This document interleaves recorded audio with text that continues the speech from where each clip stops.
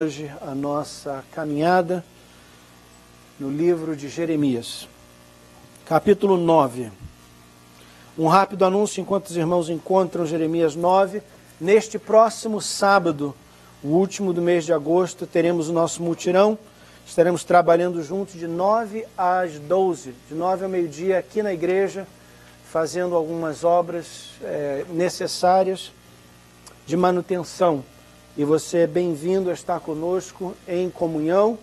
Se alguém quiser trazer alguma coisa para a gente comer junto ao meio-dia, celebrar o final do mutirão com um lanchezinho, não vai ser nada demais, não. Então, seria uma bênção. Muito bem, Jeremias, capítulo 9. Na semana passada, aliás, semana retrasada, falamos sobre a chamada de Jeremias. Na semana passada falamos sobre a mensagem de Jeremias. Hoje falaremos um pouquinho sobre o ministério de Jeremias, o ministério, o serviço que ele prestou a Deus e ao seu povo. Quando terminamos o capítulo 8 de Jeremias, ele tinha clamado pela salvação do povo. Lembra o versículo 22 que vimos na semana passada? Ele disse, será que não há remédio em Gileade? E no capítulo 9, então, é uma continuação do que ele estava pensando e sentindo. No capítulo 9, Jeremias sentiu o desejo de fugir, de desaparecer. Talvez você já tenha sentido esse desejo também. Jeremias capítulo 9, versículo 3, Jeremias falando com Deus diz assim, eu gostaria de ter um lugar para ficar no deserto, onde pudesse estar longe do meu povo. Todos eles são adúlteros, são um bando de traidores. Jeremias aqui está confessando o seu cansaço emocional, físico e espiritual. Ele diz, olha, eu estou cansado, Senhor, eu queria um lugarzinho lá no deserto, onde eu pudesse ter um pouquinho de sossego. Não levanta a mão não, mas quantos já se sentiram assim? Ninguém, né? Ninguém. Eu gosto muito de Salmo 55, versículo 6, é parecido. Salmo 55, versículo 6, rapidamente eu vou ler para os irmãos. É um dos meus versículos favoritos na Bíblia, não tanto porque eu me sinto assim, mas porque eu gosto da transparência do salmista. Ele diz assim, Salmo 55, versículos 6, 7 e 8, ele diz assim, se eu tivesse asas como a pomba, voaria para um lugar de descanso, fugiria para bem longe e moraria no deserto. Bem depressa procuraria achar um lugar seguro para me esconder da ventania e da tempestade. Quem me dera ter asas como de uma pomba para voar para bem longe. A verdade é, queridos, que no dia a dia, na batalha do dia a dia, nos afazeres da vida, a gente muitas vezes se sente cansado e a gente quer fugir. Eu lembro quando eu era criança, começou uma série de... Eram campeonatos, concursos de música, eram chamados MPB. Eu acho que o primeiro foi MPB 80. Eu ainda era adolescente, eu me lembro de MPB 80. Eu não sei nem porquê, mas eu me lembro até hoje de uma das canções que ganhou o prêmio, não foi o primeiro lugar não, mas essa canção acho que nem fez muito sucesso, mas eu me lembro, por alguma razão, eu tinha 13 anos de idade e eu me lembro dessa competição. E tinha uma música que eu nunca me esqueci dela, ela dizia assim, o coro dizia assim, eu queria ter na vida simplesmente um lugar de mato verde para plantar e para colher, ter uma casinha branca de varanda, um quintal e um mato verde, um quintal e uma janela para ver o sol nascer. Não era assim? Eu de vez em quando lembro dessa música, é uma música bonita, né? Porque expressa o sentimento do ser humano. De vez em quando a gente fica tão cansado com o trânsito da Bay Area, a gente fica tão cansado com bater cartão, e entrar no trabalho, sair do trabalho, fazer compra, cortar grama, manutenção da casa, lavar roupa, entregar pizza, limpar a casa, pagar conta, fazer compras, lavar o carro. E a gente fica pensando, quem me dera ter na vida simplesmente um quintal de mato verde para plantar e para colher, uma casinha branca com uma varanda, um quintal, uma janela, só para ver o sol nascer. Meu avô contava uma história de um homem que queria ter um sábado, um domingo e um feriado de vez em quando para atrapalhar. O salmista aqui está falando isso. Eu queria um sábado e um domingo, um feriado de vez em quando. Quem me dera uma casa lá no deserto. Eu queria... Chega de ministério, chega de pregação, chega de oração, de jejum, de preocupação. Um lugar para mim estar sós com Deus, louvar a Deus, ter comunhão com Ele. Eu não quero me desviar, não. Eu só estou cansado dos afazeres do dia a dia. Eu estou cansado da pressão do ministério, da responsabilidade do trabalho do Senhor. E eu estou cansado do pecado. Ele diz assim, olha, esse povo são tudo adúlteros, um bando de traidores. Raça de víboras. Estou cansado. E ele quer fugir. Queridos, se você já se sentiu assim, você está em boa companhia. Moisés se sentiu assim, Davi se sentiu assim, Elias se sentiu assim, Jeremias se sentiu assim. É humano sentir isso.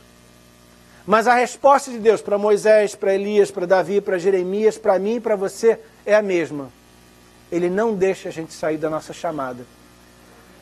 Guarde uma coisa importante, queridos. Deus não é Deus de fuga. Deus não é Deus de fuga. Deus é Deus de vitória e solução. Você pode até sair, mas você só sai depois da vitória. Você pode até se ausentar do campo de batalha, mas só depois da batalha ter sido ganha. Deus não é Deus de fuga. E é importante que a igreja ouça isso, porque muito crente pensa que Deus é Deus de fuga e ora por uma fuga. Senhor, me tira do meu trabalho que eu não aguento mais. Senhor, me tira desse relacionamento que eu não aguento mais. Senhor, me tira do ministério porque eu não aguento mais. Deus não é Deus de fuga, Ele é Deus de vitória. Deus não tira ninguém para escapar. Deus não é Deus de escape. Deus é Deus de vitória. Noé não deu volta. Noé não deu volta no dilúvio. Ele passou pelo dilúvio e venceu o dilúvio. Davi não deu volta em Golias. Ele encarou Golias, derrotou Golias e saiu do campo de batalha vencedor. Deus não é Deus de escape. Deus não é Deus de fuga. Deus é Deus de vitória. Deus é Deus de solução. Deus é Deus de resposta. Mas eu aprecio a sinceridade de Jeremias. Senhor, eu não aguento mais, eu estou cansado.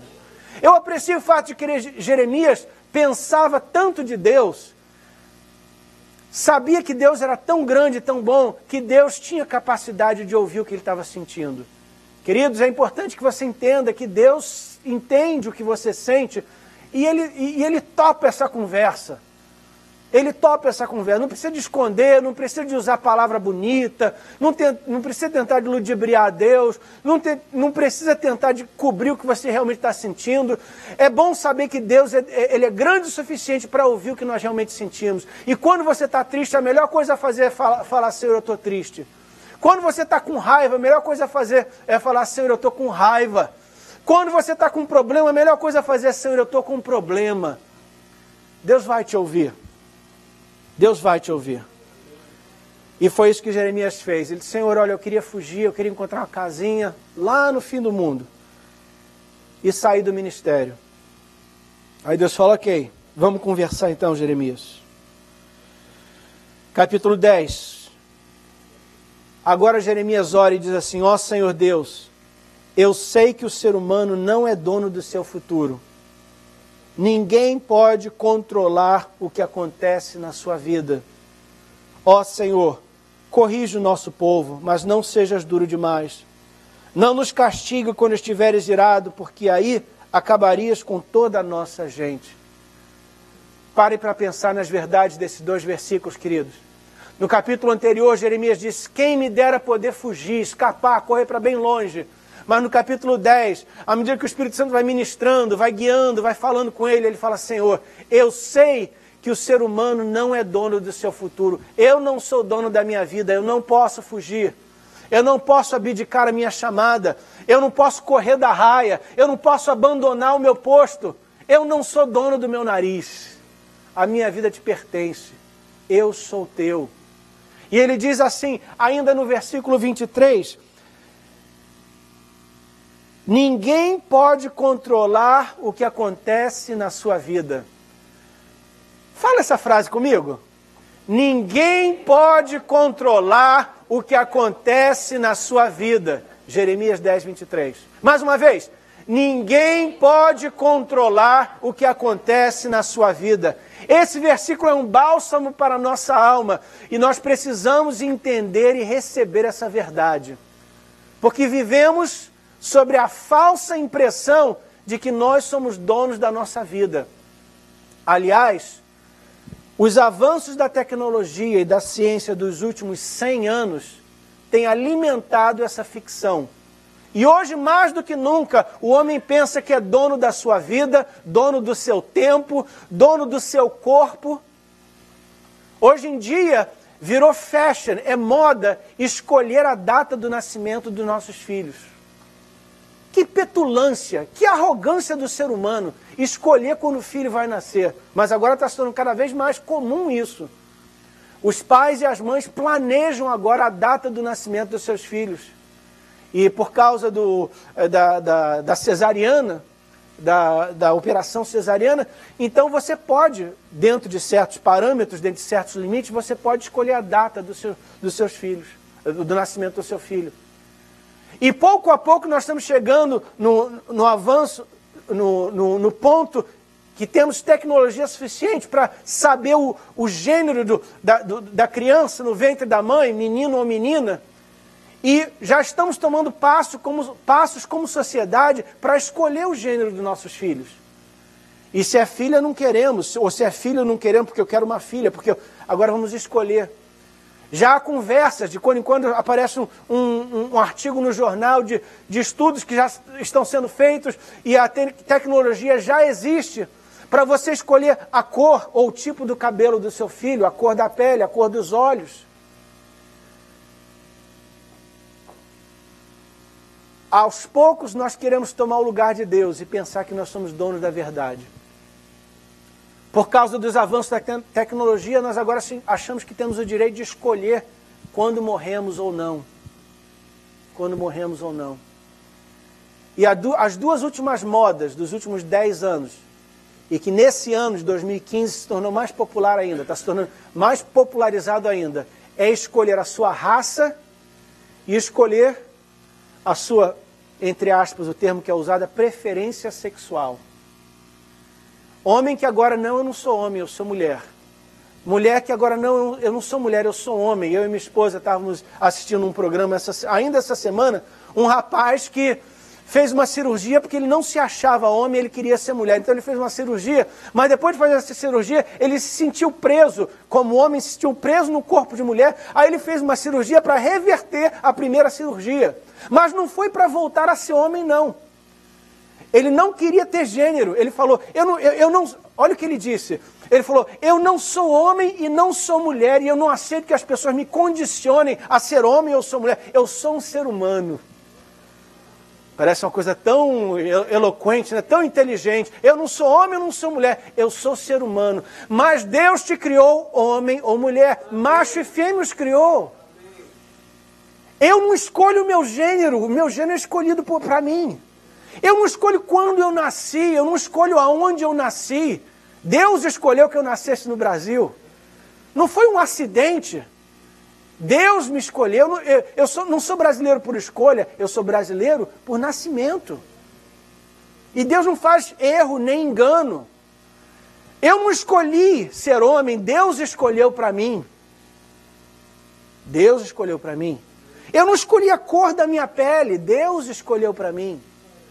E é importante que a gente entenda, queridos, que nós temos escolhas na vida. Sim, temos escolha. Deus nos deu escolha, o poder de escolha, mas essas escolhas são muito limitadas. Muito limitadas. Nós podemos escolher dentro de certos parâmetros. Nós podemos escolher dentro de certos limites. O ser humano não é dono do seu futuro. Ninguém pode controlar o que acontece na sua vida. A nossa sociedade vive debaixo de uma ilusão que eu controlo a minha vida. Mentira, você não controla nada. O amanhã, a gente costuma dizer, o amanhã não te pertence. A verdade é que nem que o hoje me pertence. Porque a qualquer instante, algo pode acontecer. Um terremoto, um ataque cardíaco, um acidente automobilístico, e a minha vida foi embora. Eu não sou dono de nada. Eu não sou dono nem do meu nariz. Eu não sou dono nem do meu nariz, eu não sou dono nem do meu corpo. Nem do meu corpo. O ser humano está se tornando cada vez mais prepotente e arrogante. E achando que é dono do mundo. Achando que é dono de si. Essa mentira, essa larota que está correndo por aí agora de aquecimento global, é uma baita de uma mentira por um grupo de pessoas que querem controlar você e eu. O ser humano tem pouquíssima influência na temperatura do mundo. Pouquíssima influência. A maior influência na temperatura do mundo é o Sol. E por trás do Sol é Deus que controla o Sol. E dependendo do que acontece no Sol, reflete o que acontece aqui na Terra.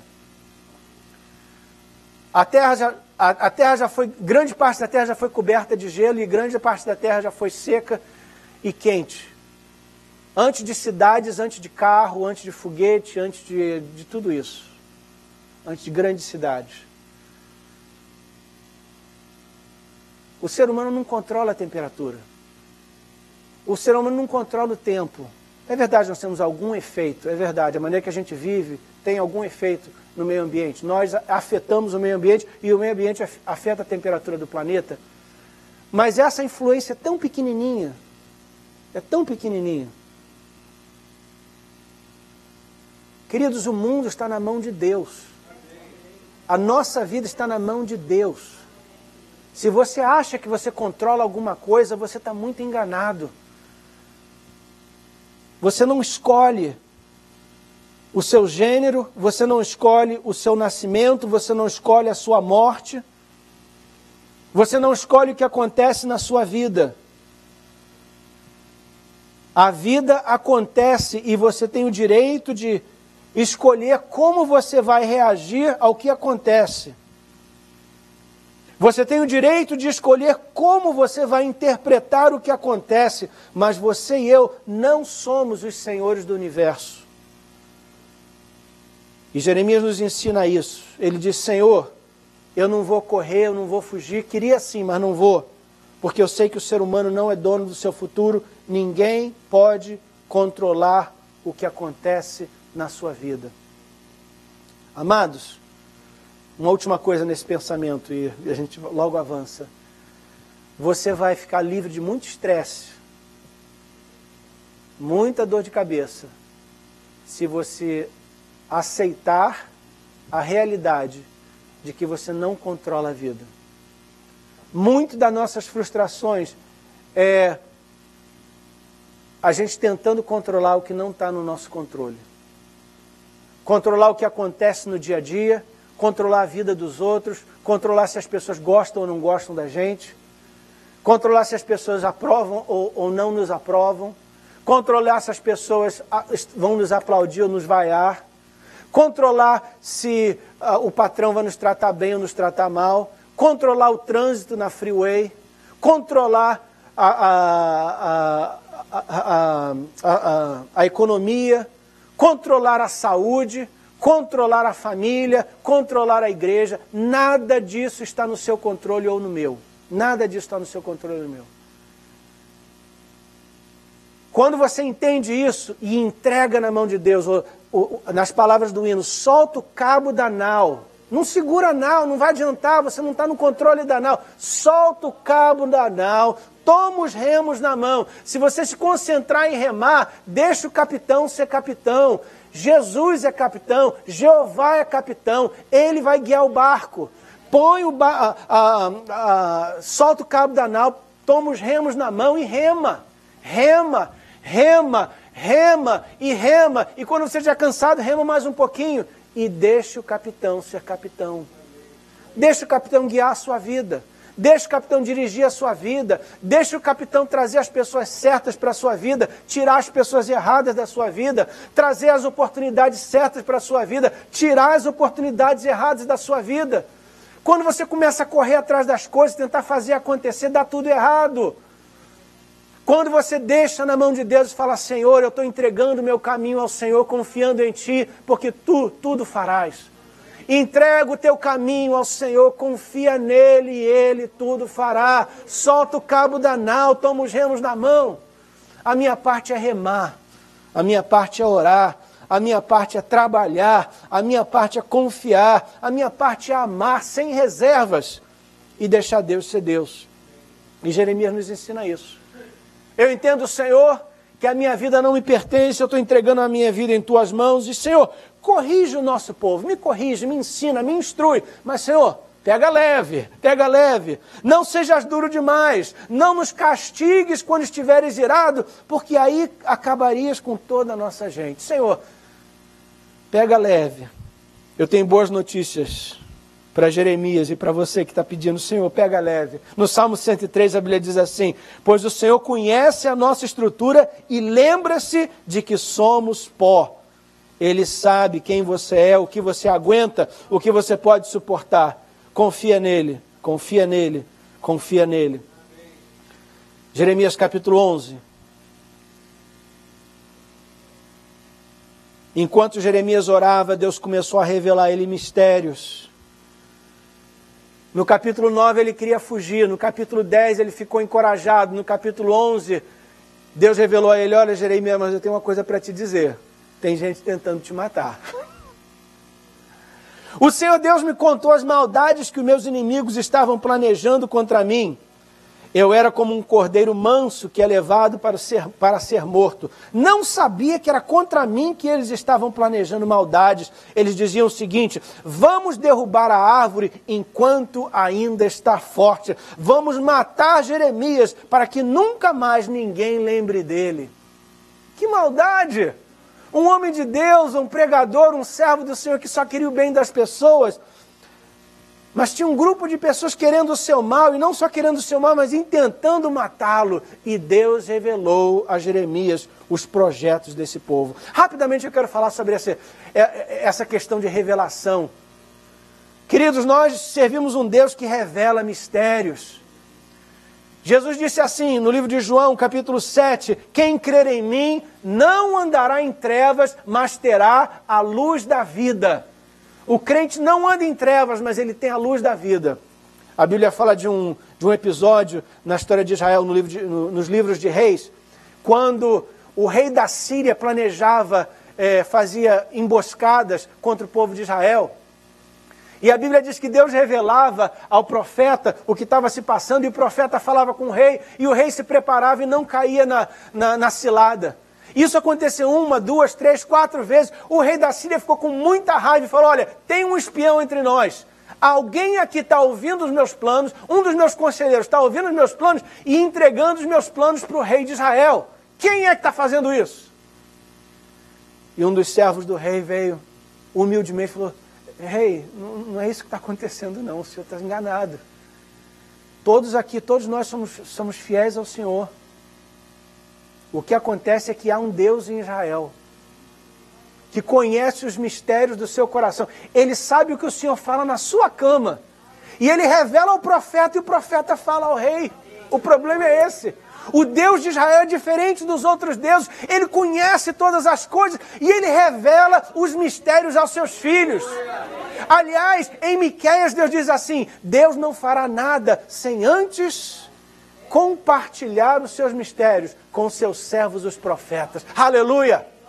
Não é que Deus precise de permissão de ninguém para fazer alguma coisa, não.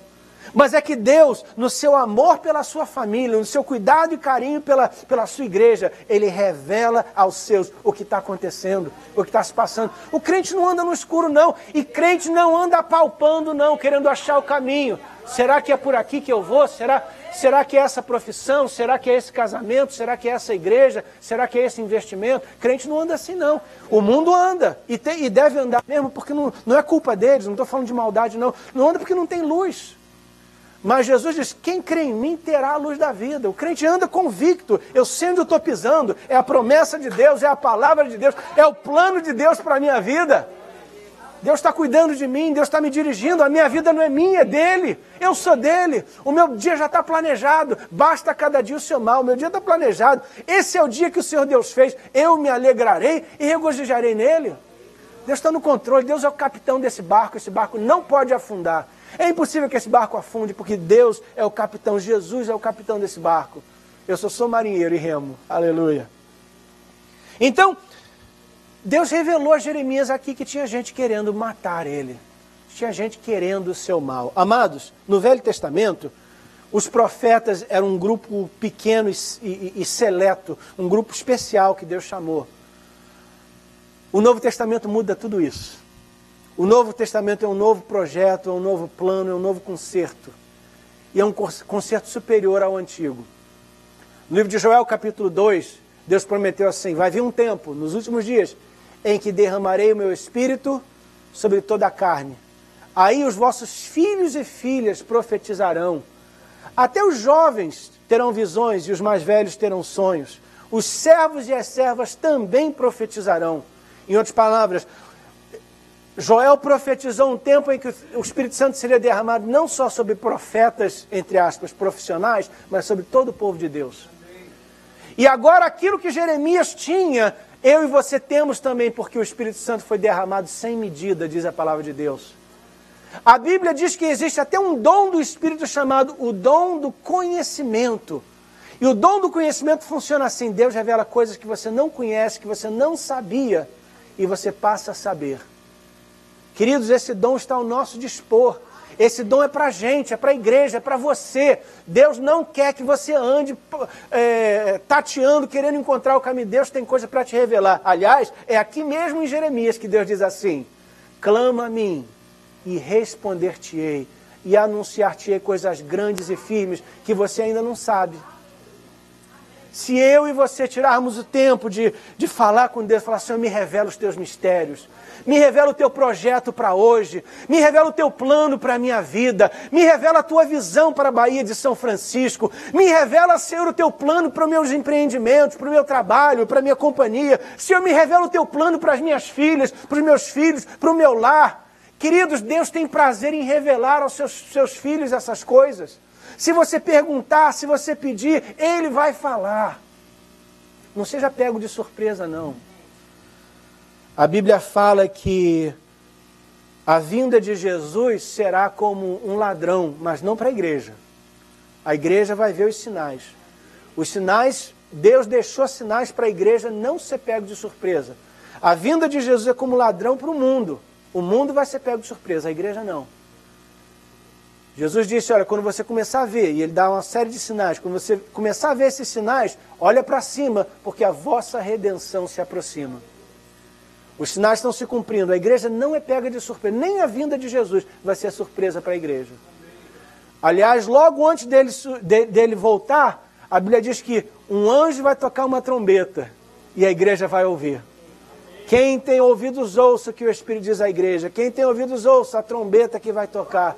E essa trombeta vai anunciar: o noivo está chegando, o noivo está chegando. A igreja vai estar preparada. A igreja vai estar olhando para cima. Mais uma vez, porque Deus não é Deus de escape. A igreja não vai escapar da terra, não. A igreja vai sair vitoriosa.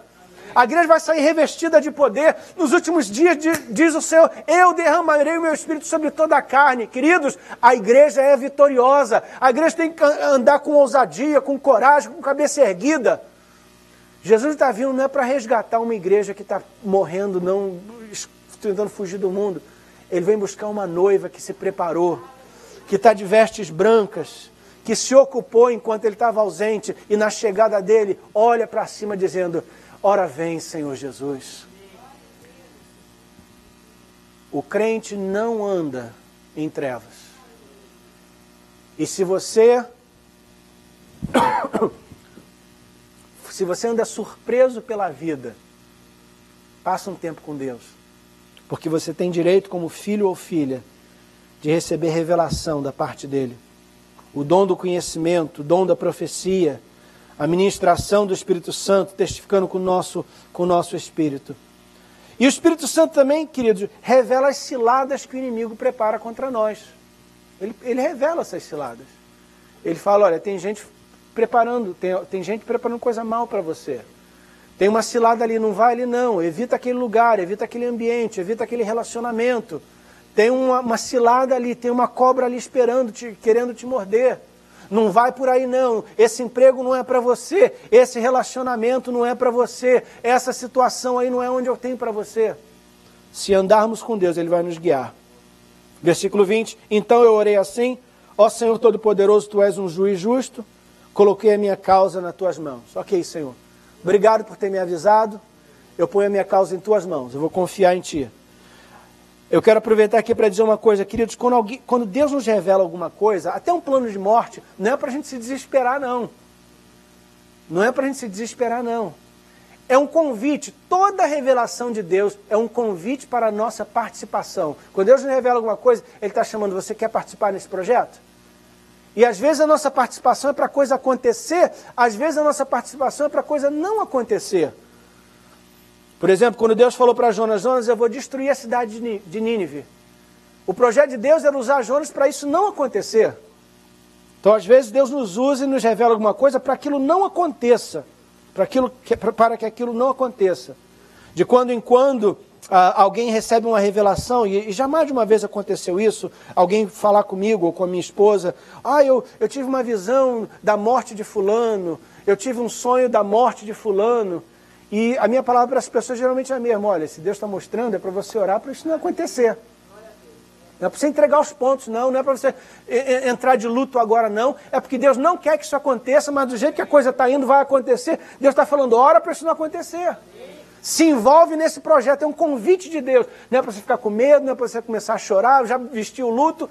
É para você entender, opa, Deus está me chamando para interceder. Capítulo 12 de Jeremias. A conversa, o diálogo entre Jeremias e Deus continua. O desenvolvimento espiritual de Jeremias continua. Agora no capítulo 12 ele continua orando e fala com Deus assim, ó Senhor Deus, se eu discutisse esse meu caso contigo, tu provarias que estás com razão. Ele fala assim, Senhor, eu sei que tu estás certo, mas eu tenho uma coisa para te perguntar de qualquer maneira. Eu preciso te fazer algumas perguntas sobre a tua justiça. Por que os maus ficam ricos? Por que os desonestos conseguem o sucesso? Alguém já fez essa oração?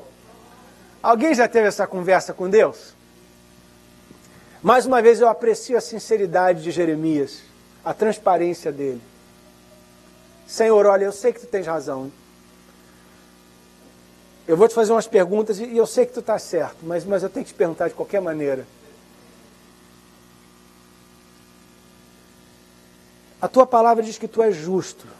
E eu até creio nisso. Eu creio que tu és justo. Eu sei que tu és justo. Mas tem uma coisa aí que não está encaixando nesse quadro. Se tu és justo, por que o ímpio fica rico? Por que a pessoa que está fazendo tudo errado prospera? Eu estou aqui tentando fazer o certo e não está dando certo, Senhor. Aí no capítulo 4 ele diz assim, por quanto tempo, Senhor? Até quando isso? Alguém já fez essa oração? Até quando, Senhor? Eu sou o primeiro a chegar no trabalho e o último a sair. Mas aquele preguiçoso que pegou a promoção, foi ele que foi promovido e não eu. Senhor, eu não pego nenhuma caneta do meu trabalho, não tiro nenhuma caneta. E aquele cara que não só tira a caneta, mas rouba da caixa, recebeu a promoção, é gerente, recebeu um aumento no trabalho. Senhor, eu estou te servindo. Esse é para os solteiros. Eu estou te servindo, Senhor, na tua casa, fazendo as coisas direito, aquela pessoa que está fazendo tudo errado. Senhor, peraí, Senhor. Né? Eu lembro, eu tive esse pensamento cedo na vida que eu comecei a observar, caramba, as moças de família gostam dos rapazes de rua. Não faz sentido para mim. Os rapazes de família casam com as moças de rua. Não está fazendo sentido para mim. Não era para ser assim. O bom gosta do errado. O certo gosta do... Não faz sentido para mim. Aí você está tentando fazer a coisa certa. Senhor, eu estudei para a prova. Olha aqui minha nota. O fulano que estava do meu lado colou. Eu vi ele colar e a nota dele foi mais alta do que a minha. Não pode estar certo isso,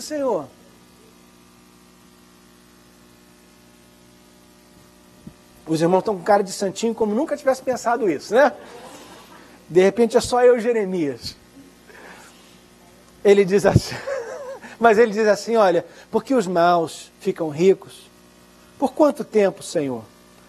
Aí Deus continua conversando com Jeremias e ensinando a ele. E no capítulo 13, versículo 23, Deus chega no âmago da questão, no centro do problema. Ele fala assim, olha, Jeremias, por acaso um homem preto pode mudar a cor da sua pele? Ou um leopardo tirar as suas manchas? Se isso fosse possível, vocês que só sabem fazer o mal também poderiam aprender a fazer o bem. Deus aqui vai começar a ensinar algo a Jeremias que nós também precisamos aprender, que o problema do ser humano é o pecado. Porque todos pecaram e destituídos estão da glória de Deus. Nós temos um problema seríssimo. A raça humana sofre de um problema seríssimo, uma doença incurável chamada pecado. Incurável até o Novo Testamento. Nós já vamos chegar lá. Jeremias, o problema da sua frustração, o que está causando a sua frustração é que você ainda não apreciou o suficiente o pecado. E ele diz na João Ferreira de Almeida, que é uma tradução mais literal, ele diz assim, pode o etíope, uma pessoa da Etiópia, mudar a cor da sua pele? As pessoas da Etiópia são predominantemente pretos, escuros de cor. Os judeus são morenos. Existem exceções, mas em grande parte os judeus são morenos. Então Deus diz, pega um povo de pele escura e usa eles como exemplo. Fala, será que um etíope, uma pessoa de pele negra, pode mudar a cor da sua pele? A resposta obviamente é não. Um parênteses aqui, se Michael Jackson conhecesse esse versículo, tinha poupado tanta dor de cabeça e tanto dinheiro na vida dele, né? Se ele entendesse que Deus criou ele perfeito, sem defeito, e aceitasse quem ele era, ele teria sido um homem tão mais feliz. Morreu uma morte triste, apesar de tanto talento, um homem super talentoso, um homem inteligente, trabalhador, esforçado, que com seu talento, com o talento que Deus deu, ele se tornou multimilionário e famoso no mundo inteiro. Eu tiro o chapéu para ele, pelo que ele alcançou e conquistou. Mas ele tropeçou nessa verdade aqui, que ele não conhecia ou não acreditou. Ele pensou que ele era Deus de si mesmo, dono da sua vida e que podia trocar a cor da sua pele. Isso só acarretou problema para ele. Deus fala, olha, o homem não consegue trocar a cor da sua pele. Jesus disse assim, quem, portanto, por se preocupar muito, pode mudar a sua altura? Ninguém. Ninguém. Ah, eu queria ter 1,80 m. Se você não tem, vai ficar querendo. O melhor que você pode fazer é comprar um sapato de salto alto, mas não recomendo. Eu sempre fico boquiaberto com as mulheres. A minha esposa, as minhas duas filhas, quando elas põem um sapato alto, eu fico boquiaberto como elas conseguem andar naquele toquinho. E andam bonito, né? Uma mulher anda bonito. Eu acho aquilo interessante. A mulher realmente tem um dom especial de Deus para fazer o impossível. Se você quiser crescer, o melhor que você pode fazer é comprar um tênis de sola grossa, um sapato alto assim. Mas não tem como aumentar, não tem como mudar a cor da nossa pele e não tem como um leopardo tirar suas manchas. Nós temos que entender a nossa limitação. Se isso fosse possível, vocês que só sabem fazer o mal, também poderiam aprender a fazer o bem. Ele diz aqui, olha, Jeremias, não adianta, porque o povo não vai conseguir aprender a fazer o bem, você não vai conseguir aprender. Lá dentro de você tem um problema e esse problema é pecado, e você não cura esse pecado com aprendizagem. Toda aprendizagem do mundo não vai fazer de você uma pessoa perfeita, correta, boa. Todos os diplomas do mundo, todo o dinheiro do mundo, todas as conquistas, nada disso vai alterar a sua natureza. O problema do ser humano é o pecado. Capítulo 17. O Senhor Deus diz, eu amaldiçoarei aquele que se afasta de mim, que confia nos outros, que confia na força de fracos seres humanos. Voltando àquela lição importante, nós não somos donos do nosso nariz. Esse versículo na João Ferreira de Almeida é aquele famoso ditado que se tornou um ditado na língua portuguesa. Maldito o homem que confia no homem. É esse versículo aqui. Jeremias 17,5. Maldito o homem que confia no homem. E esse versículo está dizendo mais uma vez, é confiar no homem e desconfiar de Deus. É botar o ser humano no lugar de Deus. É confiar nos seus próprios talentos, nos seus próprios esforços, ou nos talentos e esforços de outra pessoa para te salvar, para mudar a tua situação. Deus diz, Jeová diz assim, eu amaldiçoarei aquele que se afasta de mim e confia nos outros, que confia na força de fracos seres humanos. Deixa eu trocar isso em miúdos. Maldita é a pessoa que crê que um trabalho vai fazer ela feliz, que a vinda para a América vai completar a vida dela, que um casamento vai fazer a vida dela melhor, que a compra de uma casa, a compra de um carro, que uma promoção no trabalho, que uma casa, que um carro, que uma fazenda, que pagar as suas dívidas, que isso vai te fazer feliz, que isso vai te fazer completo, que isso vai te fazer um melhor ser humano. Maldito o homem que confia no homem. Maldito o homem que confia nos fracos seres, na força de fracos seres humanos, que confia num diploma, numa conta bancária, numa aparência, num músculo, numa roupa justa, numa joia, para fazer ele ou ela feliz. Versículo 7. Mas eu abençoarei aquele que confia em mim, aquele que tem fé em mim, o Senhor. Quando você confia em Deus, quando você põe a sua fé em Deus, quando você põe a sua confiança em Deus, quando você se apoia em Deus, aí Deus fala, agora eu vou te abençoar. Agora você pode ter a casa, agora você pode ter o carro, agora você pode desfrutar de boa saúde, mas mantenha a sua confiança em mim. Confie em mim, eu vou até te dar um melhor emprego, mas confie em mim. Eu vou até te dar dólar, mas confie em mim. Eu vou te dar a tua casa própria, mas confie em mim. Você pode dirigir um Lamborghini, isso não me incomoda não, mas confie em mim. Põe teu coração em mim, busca a mim, serve a mim, glorifica a mim, adora a mim. Buscai primeiro o reino de Deus e a sua justiça, as demais coisas serão acrescentadas. Mantenha o teu coração em Deus e eu vou te abençoar. Vou te dar o casamento que você quer e espera. Vou te dar a família que você quer e espera. Vou te prosperar, mas confie em mim. Versículo 8. A pessoa que confia em Deus é como árvore plantada perto da água. Eu acho que eu já ouvi essa frase antes. Árvore plantada... Como é que é essa árvore? Ela espalha as suas raízes até o ribeirão. Árvore plantada. Árvore fixa, firme. Vem a tempestade, vem o terremoto, vem o vendaval, mas ela está plantada, está firme, ela está fixa. Quando vem o calor, ela não tem medo. No verão ela não está com medo, no inverno também não. Ela está firme, ela está fixa, ela está bebendo do ribeirão. Quando vem o calor ela não tem medo, pois as suas folhas ficam sempre verdes. Salmo 1, não é? Suas folhas não caem. Quando não chove, ela não se preocupa, continua dando frutos. No meio da seca ela está dando fruto. As árvores ao seu redor estão todas secas, curtidas, toda torta. Mas ela está ali firme, dando fruto. Como é que você está conseguindo dar fruto nessa seca? As minhas raízes vão bem fundo. Minhas raízes estão plantadas na palavra de Deus.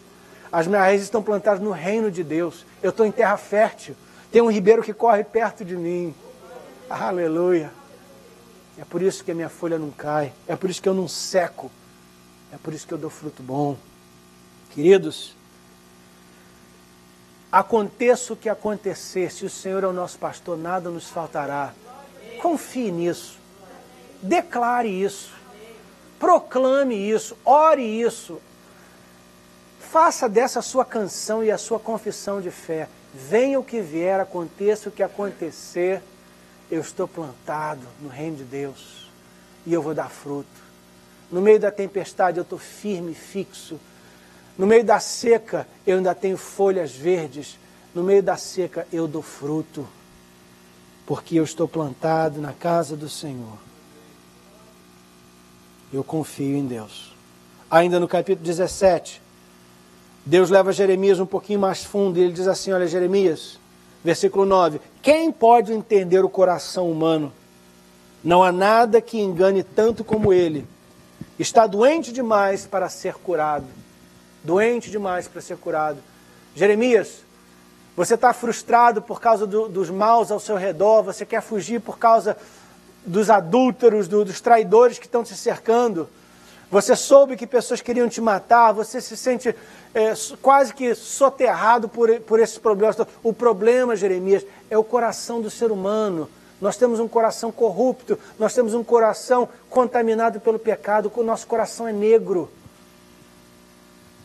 Existe um ditado muito, muito errado no mundo que diz assim, quando a pessoa está em dúvida, segue o teu coração. Esse é um dos piores conselhos que alguém pode te dar. Se alguém te der esse conselho, fala, o sangue de Jesus tem poder para... Está amarrado. Uma das piores coisas que você pode fazer é seguir o teu coração. O coração é um péssimo mestre e um excelente servo. O coração não foi criado para guiar, ele foi criado para ser guiado. O coração do ser humano precisa de ser lavado pelo sangue de Jesus, regenerado, e depois ele se torna sensível ao Espírito Santo. E o Espírito Santo agora passa a liderar o nosso coração. Quem pode entender o seu coração? Às vezes o ser humano pensa, não, mas eu fiz o que estava no meu coração, é por isso que deu errado. Mas eu senti vontade, é por isso que está dando tudo errado. Mas eu fiz o que eu queria, esse é o problema. Isaías 53 diz assim, todos nós, como ovelhas perdidas, tínhamos nos desviado, cada um de nós fazíamos o que queríamos. Aí é que está o nosso problema, essa é a definição perfeita de pecado. Fazíamos o que queríamos, o que desejava no nosso coração. Quando a gente faz o que o nosso coração quer, aí mesmo que dá tudo errado. O nosso coração tem uma doença que se chama pecado. Versículo 10, eu, o Senhor, examino os pensamentos e ponho à prova os corações. Outro segundo dizer popular na nossa cultura, que também está errado, geralmente a pessoa fala isso quando ela faz uma besteira. Pisou na casca da banana e levou aquele tombo. Aí ela diz assim, mas Deus vê o meu coração. Queridos, esse é o problema. O fato que Deus vê o nosso coração não é consolo, não. O fato que Deus vê o nosso coração é a razão para a gente se ajoelhar e pedir misericórdia. Porque olha o que vem do nosso coração. Mateus capítulo 15, versículo 18 e 19. Jesus olhou no coração do ser humano e disse, olha, você quer saber o que está no coração do homem? Versículo 18. Mas o que sai da boca vem do coração. E é isso que faz com que a pessoa fique impura. Porque é do coração que vem os maus pensamentos, crimes de morte, adultério, imoralidade, roubo, mentira e calúnia. Você quer saber o que está no coração do homem? Jesus te diz aí. É isso que está no coração do ser humano. De quando em quando sai uma notícia que alguém cometeu um grande pecado, um grande erro, um grande crime, e a gente se choca. Se a gente entender esse versículo, a gente não vai ficar tão chocado assim. Queridos, o choque é que isso não acontece mais vezes, a misericórdia de Deus que não acontece mais vezes.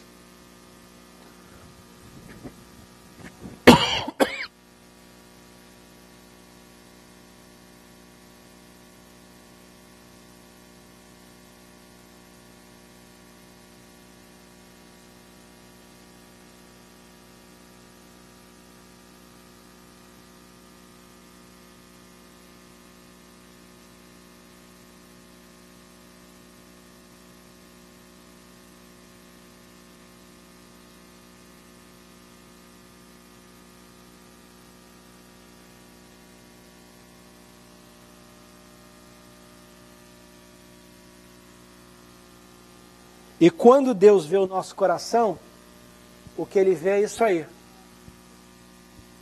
Já aconteceu com você de você estar dirigindo na freeway, alguém te dá uma cortada e você fala uma besteira? Ou você está batendo um prego e o martelo bate no teu dedo? Ou você acorda de madrugada para tomar um copo d'água e você dá com a canela, dá com o joelho num armário, e de repente você fala um palavrão, ou tem um pensamento muito ruim, muito errado. Aí você olha com cara de santo, de onde veio isso?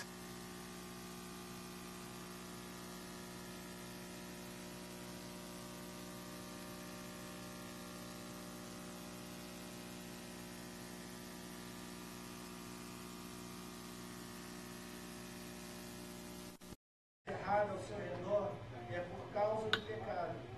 É por causa do pecado. O pecado que se aloja no coração do ser humano. Aí alguém pode dizer assim, mas então não tem solução? Então não tem solução. Segura isso aqui.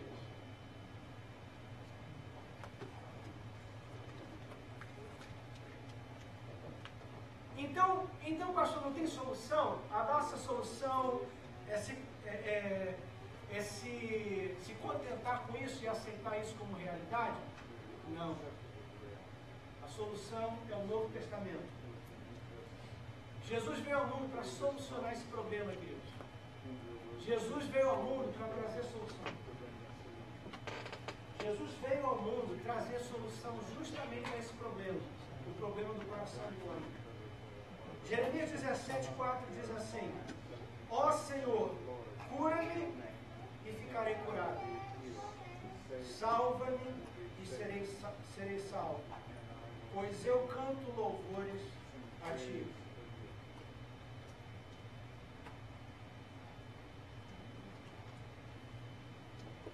Um minutinho só.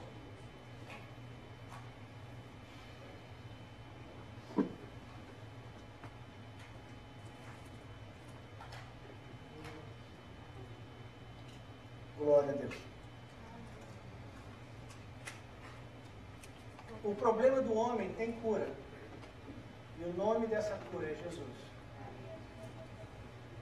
Ó Senhor, cura-me e ficarei curado. Salva-me e serei salvo, pois eu canto louvores a Ti. Jeremias, a solução não é fugir, não é aquela casinha com varanda, quintal e mato verde, não. O que você precisa é um novo coração. Você precisa de cura, você precisa de transformação, você precisa de salvação. Amados, o problema do ser humano é o pecado. E a cura do pecado é o sangue de Jesus. Tem pessoas que... Rapidinho, deixa eu explorar isso aqui um pouquinho, porque acho que isso é importante. Romanos 6, 7 e 8. São 3 capítulos importantíssimos na Bíblia. Em Romanos 6, o apóstolo Paulo fala sobre a escravidão do pecado. Em Romanos 7, ele descreve o estado da pessoa que é escrava do pecado. E em Romanos 7 que ele diz, aquele versículo diz assim, olha, miserável homem que sou, quem me livrará do corpo dessa morte? Ele diz assim, olha, o bem que eu quero fazer, eu não faço. O mal que eu não quero fazer, eu faço. E tem crente que lê o capítulo 7 de Romanos e pensa que esse capítulo 7 está descrevendo a vida do crente. Não. Romanos 7 descreve a vida do ser humano que não nasceu de novo. O ser humano que não foi curado. O ser humano que não foi salvo. E nós sabemos disso que no livro de Romanos capítulo 7, a palavra espírito não acontece nenhuma vez. A palavra mais comum em Romanos capítulo 7 é a palavra carne. Carne. Romanos 7 fala sobre a vida da carne, o coração não regenerado, o coração preto que nós acabamos de ver, cheio do pecado. Aí no final do 7, Paulo grita e suspira o suspiro de todo ser humano: quem me livrará do corpo dessa morte? O corpo dessa morte é uma frase interessante. Corpo da morte, quando a gente estuda esse termo, a gente descobre que o corpo da morte era uma maneira que os romanos matavam, sentenciavam alguém à morte. Os romanos tinham mais de uma maneira de matar as pessoas. E uma delas eles usavam o corpo da morte. O corpo da morte era o seguinte: eles pegavam um defunto e amarravam um defunto numa pessoa viva que tinha sido condenada à morte. E o que acontece é que à medida que esse corpo ia apodrecendo, a morte do corpo dessa pessoa passava para o corpo da pessoa viva. E ela ia, aos poucos, literalmente apodrecendo até que ela pegava uma infecção e morria. Era uma morte lenta, grosseira, horrorosa, dolorosa, terrível. E é o corpo de morte. Então, no final do capítulo 7, Paulo diz assim, quem me livrará do corpo da morte, desse corpo da morte? Em outras palavras, essa maneira de morrer. Eu estou preso a esse pecado e o pecado está me corroendo, me corrompendo e me destruindo pouco a pouco. Quem vai me livrar disso? Aí a resposta vem em Romanos 8:1. Lembra de Romanos 8:1? Portanto, nenhuma condenação há para os que estão em Cristo Jesus, que não andam segundo a carne, mas segundo o Espírito. Então, Romanos capítulo 8 fala da vida regenerada, a vida de quem nasceu de novo. Não use crente. Se você é crente, se você já aceitou Jesus, não use Romanos 7 como desculpa para pecado. Ah, não, olha, até o apóstolo Paulo falou que o bem que eu quero fazer eu não faço e o mal que eu... Não, ele estava falando sobre a pessoa que não nasceu de novo. O crente não vive em Romanos 7, o crente vive em Romanos 8. Romanos 8, não há condenação porque eu não ando mais segundo a carne, mas ando segundo o Espírito. Aí Romanos 8 continua dizendo assim, olha, porque quem não tem o Espírito de Deus, nem nasceu de novo, não é salvo ainda. Mas se você recebeu o Espírito de Deus, o mesmo Espírito que ressuscitou Jesus dos mortos, vivificará o teu corpo. Em outras palavras, vai te dar vida no corpo para você viver uma vida de justiça. Aí ele continua ainda em Romanos 8 e diz assim, porque o Espírito de Deus testifica com o nosso Espírito. De quê? De que somos filhos de Deus. Romanos 8 é a vida do Filho de Deus. É uma vida que a pessoa que foi nascida de novo, o Espírito Santo habita dentro dela e agora foi vivificada. E ela não mais tem aquele coração que a gente acabou de ver. E é por isso que Jesus disse assim, em João 3,7, por isso não fique admirado, porque eu disse para todos vocês, vocês precisam nascer de novo. Você precisa de um novo coração. Você precisa nascer de novo. Amados, o problema do ser humano é o pecado e a cura do pecado é a salvação que há em Jesus Cristo. Quando você nasce de novo, você recebe um novo coração. Um coração puro. Um coração limpo. Um coração que ama a Deus, um coração sensível ao Espírito Santo, um coração que pode e ouve a voz de Deus. E é isso que Deus tem para mim e para você, e é isso que Deus quer para nós. Deus quer que você receba um coração novo. Aí quando alguém te dá uma fechada na freeway, não, volta aí que eu ainda não cheguei não. Quando você recebe uma fechada na freeway, em vez de sair um palavrão, sai línguas estranhas. Quando você bate com o joelho de noite, está indo na geladeira e bate com o joelho na parede, em vez de falar praguejar, oh, glória a Deus, tem misericórdia, Senhor, que está doendo. Mas pela tua pisadura eu fui sarado. Quando alguém te maltrata, você trata bem. Como é que eu vou conseguir cumprir o mandamento de Jesus de amar quem me odeia, orar por quem me persegue, abençoar quem está me praguejando? Só tendo um coração novo. Um coração regenerado, um coração nascido de novo. Aí Jesus diz, você precisa nascer de novo. Não se admire de eu dizer para você, você não precisa de religião, você não precisa de cartão de membro, você não precisa de mais um diploma na parede, você não precisa de mais um carro na garagem, você não precisa de mais um título. Não é nada disso que você precisa. O que você precisa é nascer de novo. E hoje Deus está dizendo para você, a sua maior necessidade é nascer de novo. Se você não nasceu de novo, nasça de novo hoje. Você vai ter uma oportunidade de alguns minutos para nascer de novo, aceitar Jesus como Senhor e Salvador da tua vida e viver guiado pelo Espírito Santo. Agora entenda uma coisa, voltando a Romanos 6, 7 e 8. Em Romanos 6, Paulo diz uma grande verdade, que é a seguinte, quando a gente nasce de novo, a gente morre para o pecado. Paulo estava falando sobre, ele usou o exemplo de um marido e mulher, ele falou assim, quando um homem e uma mulher se casam, eles estão ligados um ao outro até que um deles morra. Aí ele fala, quando o marido morre, a esposa agora está livre, ela está liberta. Então quando ele morre, ela fica livre. O que acontece, alguém pode estar pensando assim, pastor, mas olha, eu aceitei Jesus. Então, se eu aceitei Jesus, eu recebi um novo coração. Mas a verdade é que eu continuo sendo tentado a pecar. Por quê? Por quê? E a razão é a seguinte, voltando a Romanos 6, 7, 8, Paulo explica isso, ele fala assim, olha, quando você morre, você fica livre. Mas entenda que uma pessoa só morreu. Uma pessoa só morreu. Quando a gente aceita Jesus, nós morremos para o pecado, então o pecado perde a autoridade dele sobre nós. Eu não sou mais escravo do pecado. Então a minha morte significa que o pecado perdeu a autoridade sobre mim. Mas o problema é que o pecado ainda não morreu. Ainda não morreu. E eu posso voltar a ser atraído para o pecado e voltar a me sujeitar à autoridade do pecado. Aí é que está o perigo. A Bíblia chama isso do velho homem. A Bíblia diz que nós não devemos viver segundo o velho homem, mas segundo o novo homem que se renova a cada dia.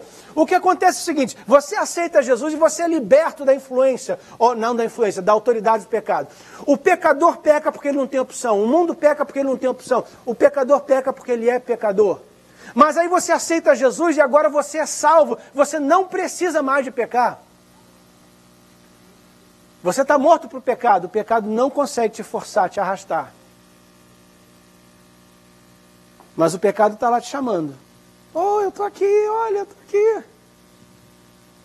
Ele não tem autoridade para te forçar a pecar, mas ele tem oportunidade de te chamar a atenção.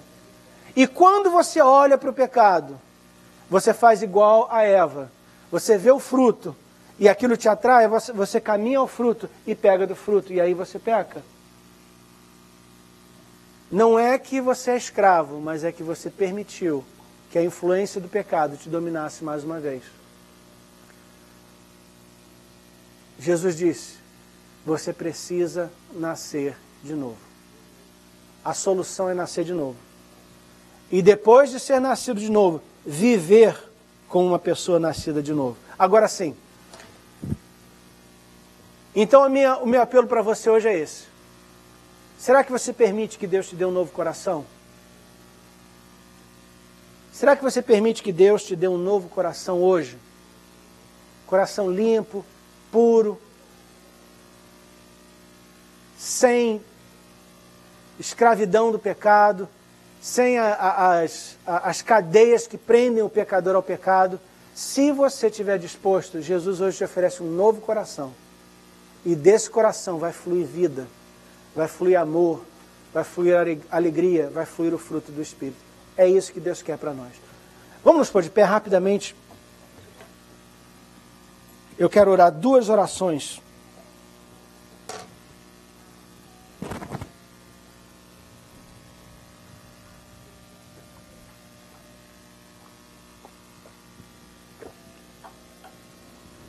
Eu tenho 2 orações importantes para fazer.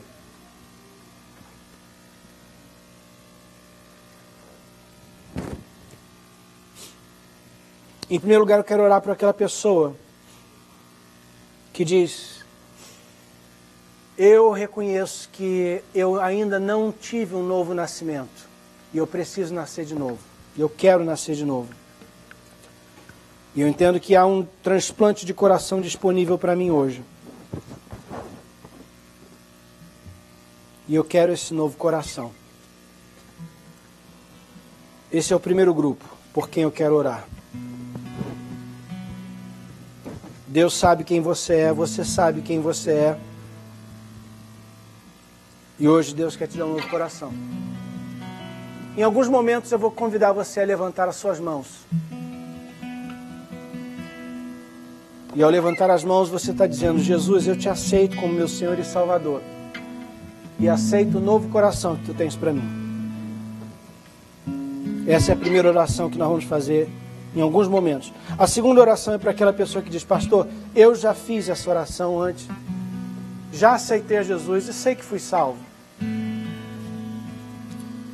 Mas a verdade é que o velho homem, o velho coração ainda está me influenciando.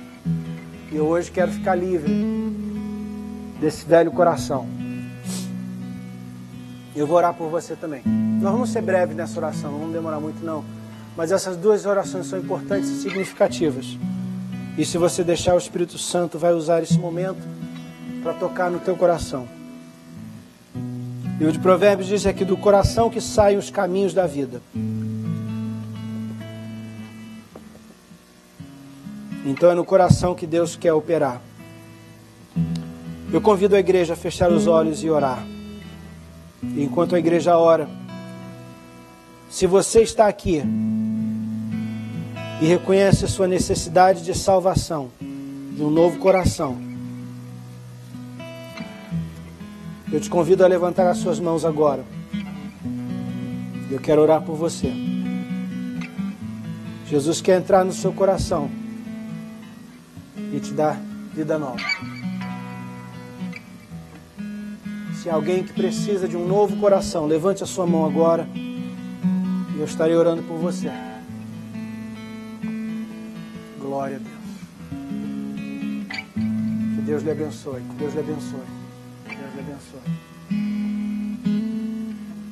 Oremos. Querido Deus e Pai, Tu viste as mãos que se levantaram hoje, convidando a vinda de Jesus ao seu coração. Espírito Santo de Deus, confirma agora essa decisão. Leva essa pessoa de Romanos 7 para Romanos 8. Leva essa pessoa do coração poluído para o coração puro e transparente. Romanos 8:1, portanto, nenhuma condenação há para os que estão em Cristo Jesus.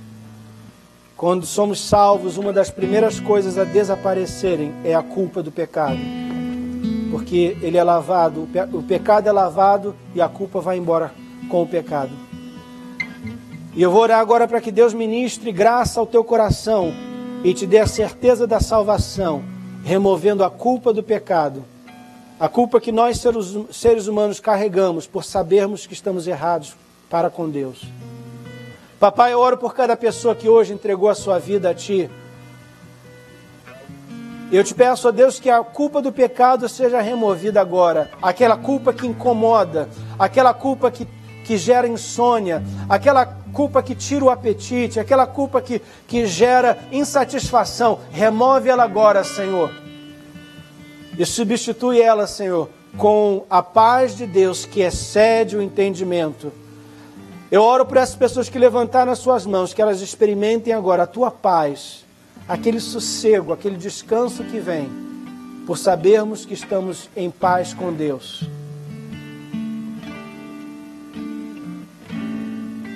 Aleluia. Muito obrigado, Jesus. Muito obrigado, Jesus. Muito obrigado, Jesus.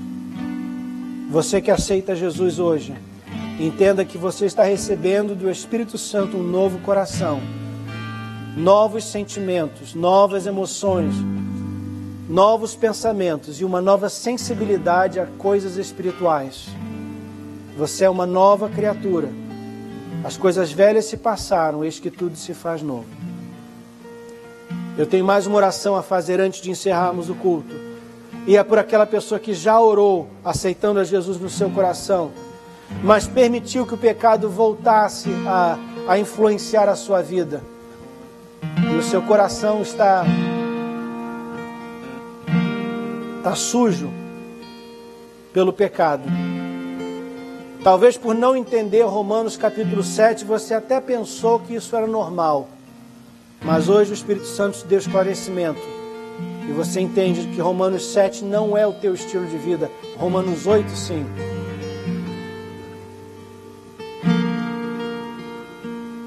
E agora que você conhece a verdade, diz a palavra de Deus, e conhecereis a verdade, e a verdade vos libertará. Agora, liberto do erro, você quer caminhar, andar, entrar na realidade de Romanos 8. Romanos 8 é aquela passagem que diz, se Deus é por nós, quem será contra nós? Romanos 8 é aquela passagem que diz, em todas as coisas, somos mais do que vitoriosos, mais do que conquistadores por Cristo Jesus. E se você quer entrar nessa realidade de Romanos 8, numa vida pura, num coração puro, se você quer ter vitória sobre pensamentos errados, se você quer ser liberto do corpo da morte, de Romanos 7, eu quero orar por você. E eu vou convidar você a vir aqui na frente, porque eu quero orar por você. Para que, assim como você está caminhando para o altar, você esteja caminhando para a vitória e a realidade de Romanos 8. Eu vou abrir o altar agora e eu quero que você venha. Se alguém tem pressa, se alguém tem um compromisso te esperando, te aguardando, eu entendo, Deus entende. E se você precisar de sair, você pode sair, tá bom? A porta está aberta, Deus te ama, eu te amo, Deus te abençoe, volte sempre. Mas eu não posso fechar o culto sem fazer essa oração. Porque tem muito crente vivendo em Romanos 7, quando Deus quer que você viva em Romanos 8. Tem muito crente aceitando o pecado na sua vida, quando Deus quer que você tenha um coração transparente, limpo, puro, leve. Deus está te convidando para uma nova realidade, a realidade do Novo Testamento. Uma vida sem condenação, porque é uma vida sem pecado. Uma vida guiada pelo Espírito Santo. Uma vida de paz, de sossego, de alegria. E eu quero orar por você. Se você quer receber essa oração, vem aqui à frente. O altar está aberto agora. Enquanto a